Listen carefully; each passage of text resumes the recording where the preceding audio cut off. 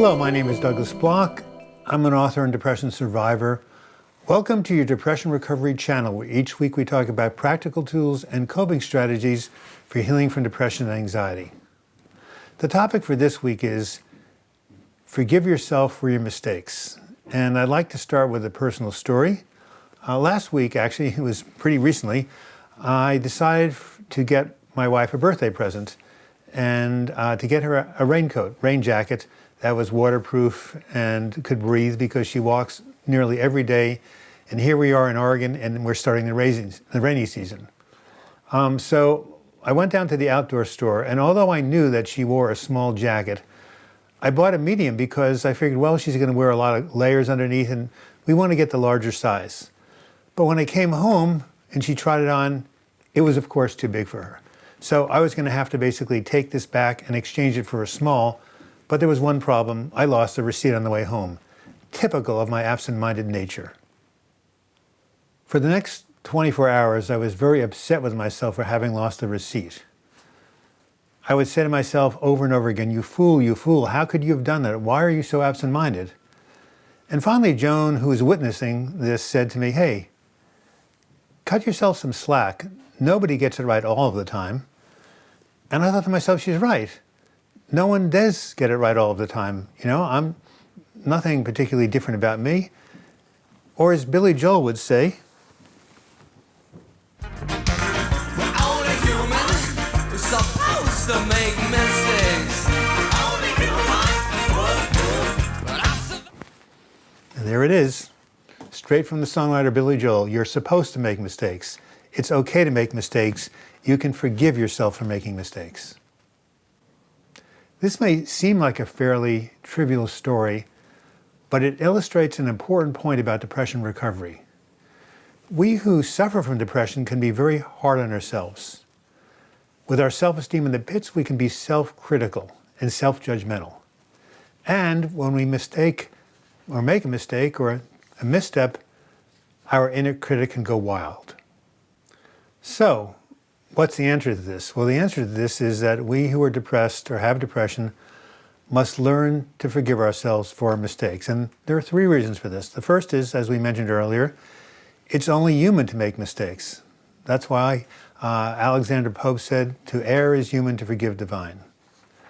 The second is we can learn through our mistakes. Everybody talks about getting wisdom through experience, but what is experience? It's the sum total of our mistakes. So when we make mistakes and we learn from them, we become wise. And thirdly, sometimes what seems to be a mistake can bring an unexpected benefit or blessing. And so I'd like to illustrate this with another story from my own life. In the beginning of 1982, many years ago, I suffered the end of a relationship, or went through the end of a relationship, which was, of course, very painful.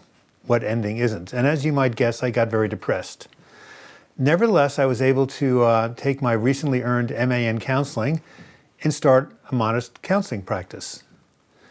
A short time afterwards, Peter and Eileen Caddy, the founders of the Findhorn community in Scotland, came to Eugene to give a presentation about life in their community. Now, to those of you who don't know, Findhorn was a very, very famous New Age community back in the 70s and 80s. And a lot of people, and myself, including myself, were really interested in going to it. So I heard their presentation, I saw their slideshow, I got completely inspired, and suddenly I made the impulsive decision to abandon my practice and buy a plane ticket for London, England, and go to Scotland to visit this community and hopefully live in it. Now, one of the reasons I went to Findhorn is because I thought it would be a good place to start a new book. A book of inspirational affirmations and meditations that I was thinking of writing. Unfortunately, when I got to Findhorn, something happened I didn't anticipate. My depression actually got worse. And so I started the book, got a modest start on the book, but I couldn't finish it or go much further. And it was explained to me that when one goes into a really positive environment, the contrast between that positivity and your own negative state illuminates the negative state and makes it more profoundly and intensely felt. So within 3 months of arriving at Findhorn, I felt so bad, I decided to go back to America. And when I arrived back in Eugene, Oregon, where I was living, the depression continued to get worse. My mood plummeted. It got so bad that I was forced to go back to the East Coast to live with my parents, who took care of me for 9 months. And during that time, I was hospitalized not once, but twice. Now, as you can imagine, during the 9 months of my depressive episode when I was living back east and going in and out of the hospital, I directed a lot of anger towards myself. I said, "You bozo, what did you do? What were you thinking? Why did you leave your successful private practice? It could have been really flourishing by now. Instead, you went off, you traipsed off to Europe in search of this impossible dream. Your mother was right. You really do live in a dream world." It took me a long time to let go of this regret, 5 years in fact. And then on Christmas Day, 1987, I was at a service and suddenly I got the inspiration to revisit this book, Words That Heal.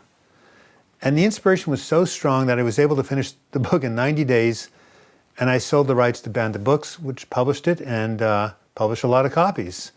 Over the next couple of years, tens of thousands of people were touched by this book, and it was published in 8 languages. And even though it's been 30 years since the book has been published, I still continue to get letters thanking me for the writing of this book and telling me how this book has touched people's lives. So maybe going to Findhorn wasn't such a bad decision after all, because the inspiration I had in Eugene was continued at Findhorn, and I believe that seeds were planted that came to fruition 5 years later. So this so-called wrong decision, on the one hand, was a right decision because things came from it that never would have happened had I stayed in Eugene. So I want to conclude by saying it's important for us to learn how to forgive ourselves for mistakes, and there are 3 reasons for this. I'll say them again. First is that we're only human. It's natural that we make mistakes. That's part of what being human is. Secondly, we can learn from our mistakes and we can grow wiser. And thirdly, sometimes our mistakes can have unexpected benefits which we could not have foreseen. So let's try to be gentle on ourselves. Let's try to be kind with ourselves and realizing that, as Billy Joel said, we're only human. This has been Douglas Bloch. Thank you for watching this video. I hope you learned something from it. I certainly have myself. And if you want to leave some comments in the comment section. If you want to give me direct feedback, you can email me, douglasbloch@gmail.com. And if you want to learn more about my website or subscribe to this channel, simply click on the links in the closing credits. And until we meet again, I wish you the best in your mental health recovery. Thank you for watching.